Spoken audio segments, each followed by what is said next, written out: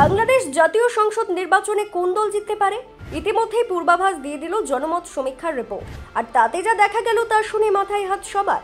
আগামী ফেব্রুয়ারিতে বাংলাদেশের জাতীয় সংসদ নির্বাচনে কোন দল কত শতাংশ ভোট পেতে পারে সে বিষয়ে বুধবার প্রকাশিত হলো একটি জনমত সমীক্ষার রিপোর্ট। তার ফল বলছে, এখন ভারতের পড়শি দেশের ভোটারদের সবচেয়ে পছন্দের দল প্রাক্তন প্রধানমন্ত্রী খালেদা জিয়ার নেতৃত্বাধীন বিএনপি। অন্যদিকে গত বছর বৈষম্য বিরোধী ছাত্র আন্দোলনের নেতাদের একাংশের তৈরি নতুন দল এনসিপির প্রতি সমর্থন কার্যত অকিঞ্চিতকর। রাজধানী ঢাকার জাতীয় আর্কাইভস মিলনায়তনে জনগণের নির্বাচন ভাবনা শীর্ষক জনমত সমীক্ষার দ্বিতীয় দফার দ্বিতীয় পর্বের ফলাফল প্রকাশ করা হয়। সমীক্ষাটি পরিচালনা করেছে ইনোভেশন কনসাল্টিং নামে একটি ভোট পর্যবেক্ষণ সংস্থা। সহযোগিতা করেছে নাগরিক মঞ্চ, ভয়েস ফর রিফর্ম ও বাংলাদেশের research and analysis and information network. সমীক্ষার ফলাফল জানাচ্ছে, বাংলাদেশের 8টি প্রশাসনিক বিভাগের মধ্যে 6টি বিভাগের ভোটদাতারা বিএনপির প্রতি সমর্থন জানিয়েছেন।